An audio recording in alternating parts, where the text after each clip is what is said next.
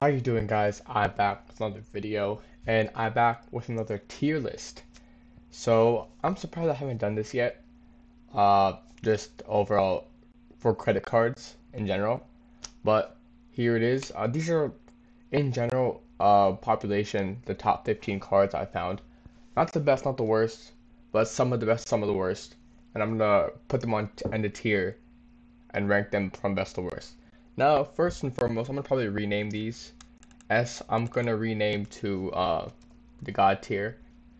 Um, I'll rename to solid. B, uh, mediocre.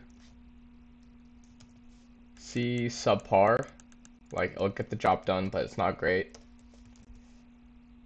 Uh, D will be atrocious.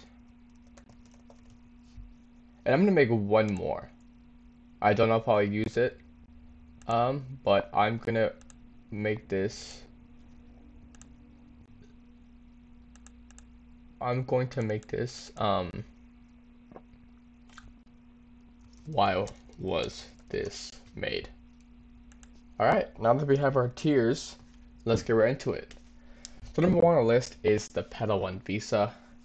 Now it's an alright card. It has no annual fee, which makes it again already above why was this made.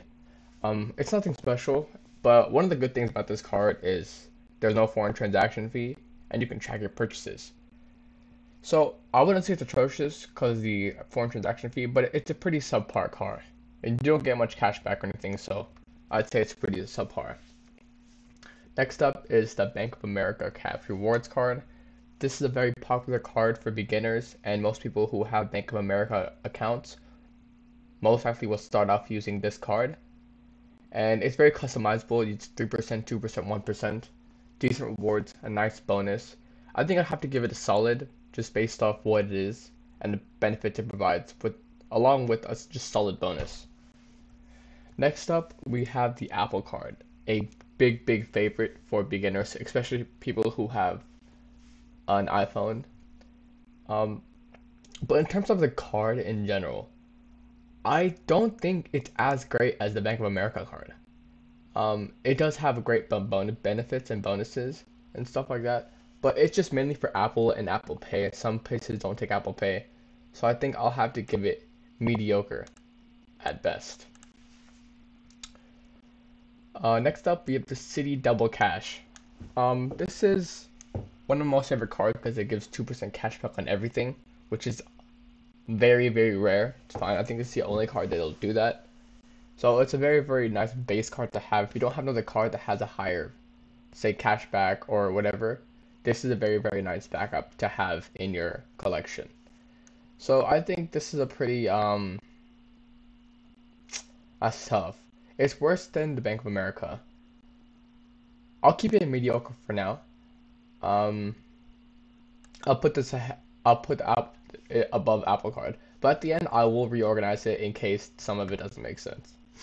Next up, we have the Premier Mastercard. Oh boy. So this card, it's pretty atrocious. Like there's no, I think there's like no rewards, no bonus, but it's a very high fee.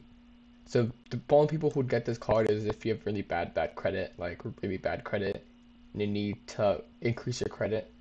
This is the only card the bank will give you to try to increase it.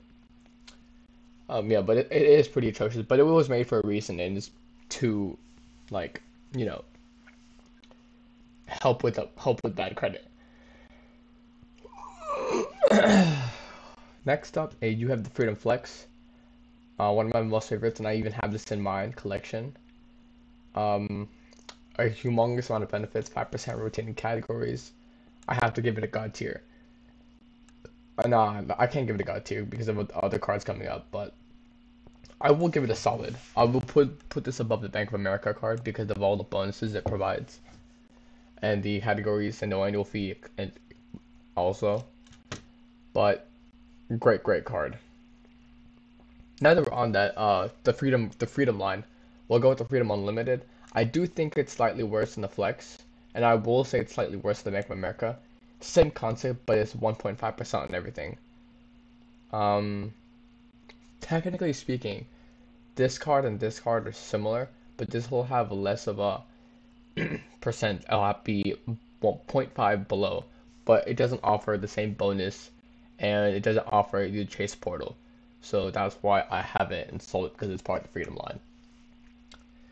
Next up is the gold card.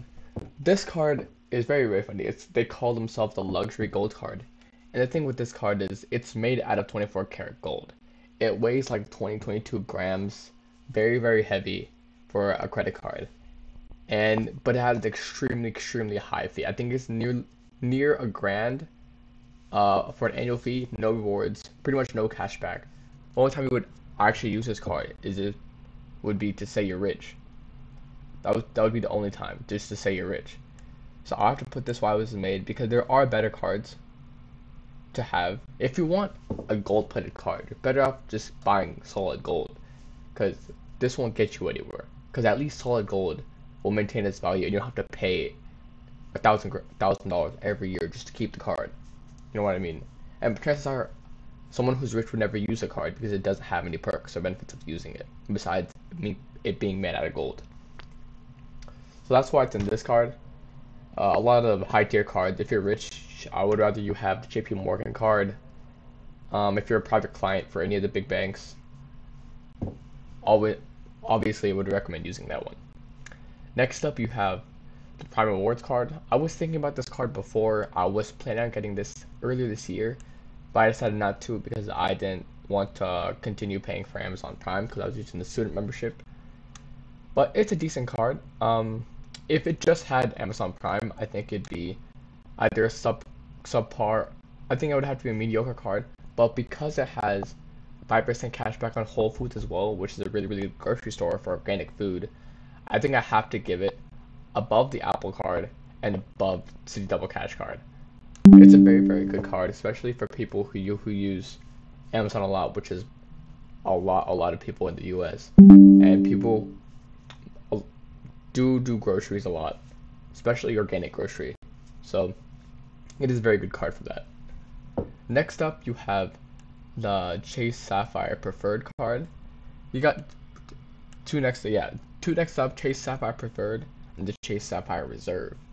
Now these cards, they're both similar. They're part of the Sapphire line, but they're both different. The Preferred has 25% more value when you redeem it. The Reserve has 50% more value when you redeem it. But the Sapphire Preferred has a lower annual fee, which is $95, and the Sapphire Reserve has, I think, a $550 annual fee. But this will be mostly for travel, stuff like that. This is more for daily use and stuff like that. Both have no foreign transaction fees.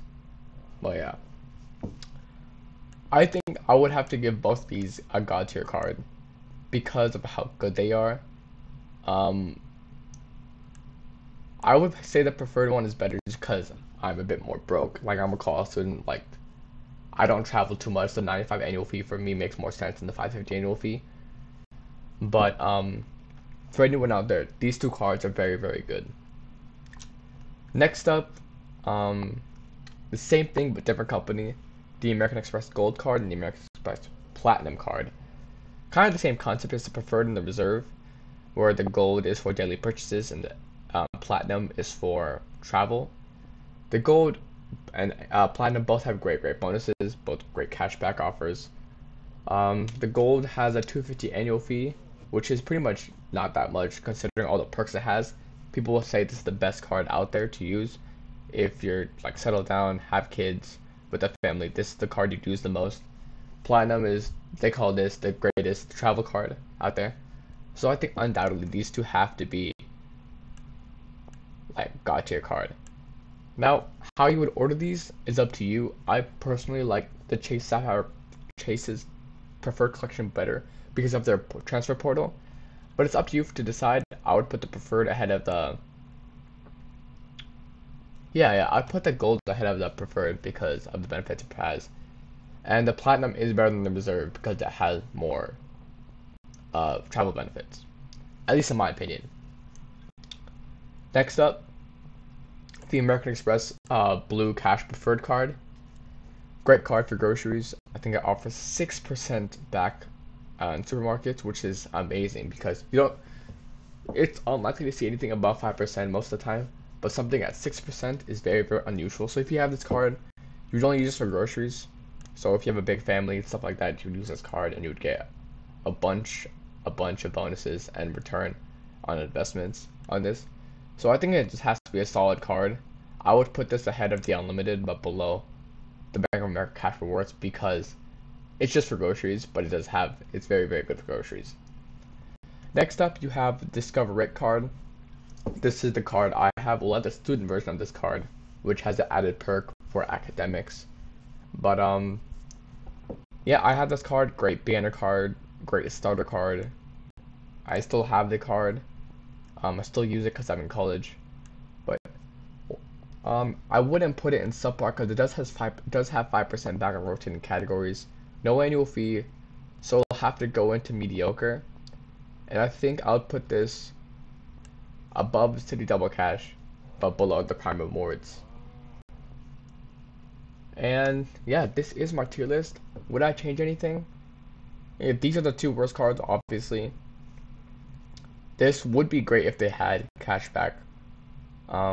These kind of the same level starter beginner cards that people would use. This, if you have these cards and you want to upgrade, you would get one of these cards. Not this one, because groceries, but you would get one of these cards. And then when you have money you can pay annual fees, you would get one of these cards. I think this is the only one that has an annual fee. I think it has I think this is the only one, and I think it's like $95. So these two don't. This does. This would be in God tier, as all these cards have annual fees, but it doesn't have the same amount of bonuses as these cards, which is why it's not over there. Anyways, that is my tier list. If you want me to make any more tier lists based on anything you would want, maybe finance, just maybe it's not even related to finance, let me know and I'll see what I can do for you. If you enjoyed this video, make sure you subscribe, turn on post notifications, and like the video, and I'll see y'all next time.